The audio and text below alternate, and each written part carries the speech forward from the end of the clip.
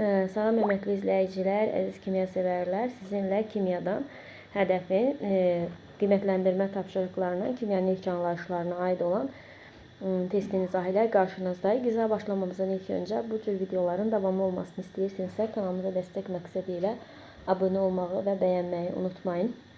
Birinci deyir, homogen qarışıqları göstərin. Homogen qarışıqlar yadınıza saxlayın ki, ayrılma üsulları distillə, xromatoqrafiya, bir də kristallaşdırma, buxarlandırmadır. Xromatoqrafiya dedik ki, bu nədir? Encisli qarışığa aiddir. Bizə də müxtəlif cinsli qarışıq istəyir. Ona görə bunu götürmürük.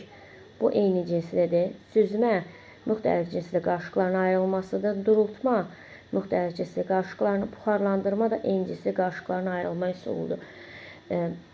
Buradan da bizə də nəyi soruşur? Homogen qarışıqları göstərin. Homogen qarışıqlar oldu X və T. X və T, bu da B variantına uyğun gəlir. Fiziki hadisəni göstərin. Yadınıza saxlayın ki, fiziki hadisə zamanı maddənin forması dəyişir. Kimyəvi hadisə zamanı maddənin tərkibi dəyişir. Aqreqat halının dəyişməsi də fiziki hadisəyə aiddir. Burada suyun buxarlanması, suyun aqreqat halının dəyişməsidir. Ona görə fiziki hadisədir. Südün turşuması tərkib dəyişir. Dəmir paslananda tərkib dəyişir. Ağac çürüyəndə tərkib dəyişir. Kömür yananda tərkib dəyişir. Ona görə də kimyəvi hadisə kimi götürürük. Yanlış fikri müəyyən edin. Qarışıqlar dəyişkən tərkiblidir. Bəli, dəyişkən. Konkret kimyəvi formulu yoxdur. Bəli. Sabit fiziki xassələrə malikdir. Yanlışdır. Çünki qarışıqların sabit fiziki xassəsi yoxdur. İncisi və müxtəlif cinsli olur. Bəli. Fiziki üsullara tərkib hissəsinə ayırmaq olur. Bəli. Hansı prosesdə sıxlıq artır? Sublimasiya, kondensləşmə, buxarlanma. Burada yadınıza saxlayın ki, burada bizdən nəyi soruşur? Sıxlıq artır. Buxarlanma nədir? Buxarlanma prosesi birinci sublimasiya. Sublimasiya prosesi bərkdən qaza keçir. Kondensləşmə prosesində qazdan mayeyə keçir. Buxarlanma prosesində isə mayedən qaza keçir. İndi bizə deyir ki, sıxlıq artır. Sıxlıq artır kondensləşmə prosesində.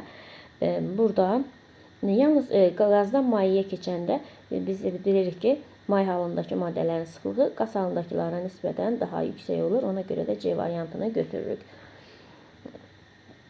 Sonra X, Y və Z maddələrindən ibarət olan qarışıqlar. Bu maddələri ayırmaq üçün həlledicilərdən hansı ardıcıllıqla istifadə etmək lazımdır? Birinci suyu götürürük. Məsələn, su digər ikisində həll olunur, amma birində həll olur. Deməli, X-imiz oldu su. X oldu su. Birinci su ayrılacaq. Sonra isə spirtlə nefirə baxırıq. Spirtdə biri həll olur, biri həll olmur. Spirtdə Y-də həll olub gedəcək, Z-də həll olmayacaq. Sonra isə Y-i çıxaracağıq. Y-imiz də olacaq spirt. X-də su. Efir, Z-imiz də olacaq efir. Deməli, hansı ardıcıllıqla oldu? Su, spirt, efir. Bu da C variantına uyğun gəlir. Maddənin fiziki xassəsinə aid olanını seçin. Rəngdir, sıxlıqdır, aqreqat haldır. Bu fiziki xassəsi. Həcm nə fiziki, ya nə kimyəviyə aiddir. Fiziki kəmiyyətdir. Metallıq isə maddənin kimyəvi xassəsinə aiddir. Bizə də fiziki xassə 1, 2, 3 A variantı. Nöqtələrin yerinə uyğun gələn cavabı müəyyən edin. Hava, benzin, neft. Bunun hamısı qarışıqdır və eyni cinsli qarışıqdır. Çünki biz nə havanın, nə benzinin, nə neftin tərkibindəki hissəcikləri görə bilmirik. Maddələrin növünə görə ayrım.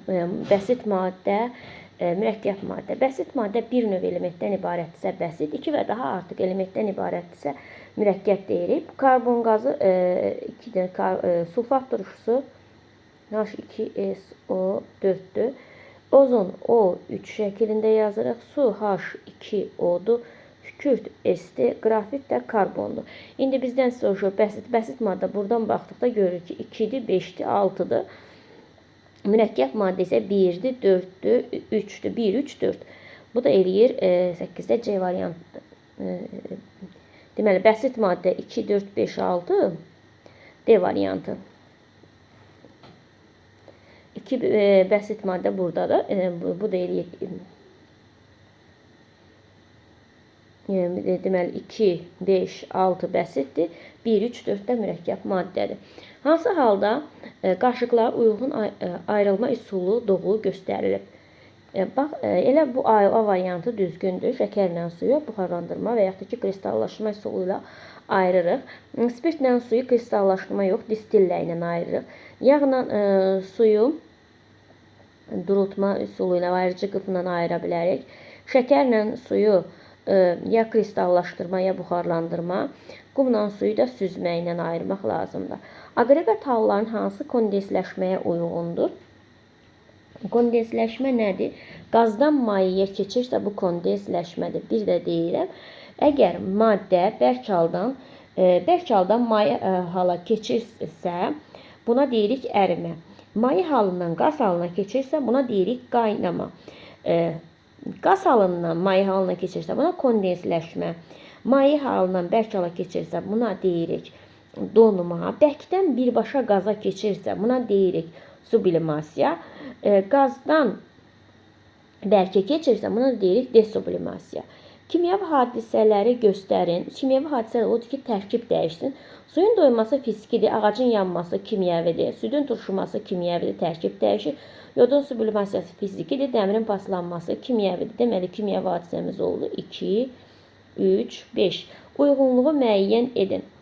Deməli, bəsit maddə, oksigen bəsit maddədir, kükürt bəsit maddədir. Deməli, sulfat turşusu mürəkkəb maddədir, bir də su mürəkkəb maddədir. Laboratoriya şagirdlər məişətdə çox istifadə olunan X saf maddəsinin aqreqat halı üzərində müşahidə aparılır və məlum oldu ki, digər maddə fərqli X aqreqat halının sıxlığı aşağıdakı kimi dəyişir. Deməli, bərkdə sıxlıq, mayedə sıxlıq hamısından ən yüksəkdir. Bu suya aiddir. Deməli, X maddəmizin formulu, kimya formulu nə olacaq? Su olacaq, H2O. İkinci çevrilmədə hansı viskasiya baş verir? İkinci bərkdən maddəyə keçirmə ərimə aiddir. 3 mol maddədə ümumilikdə neçə mol atom var?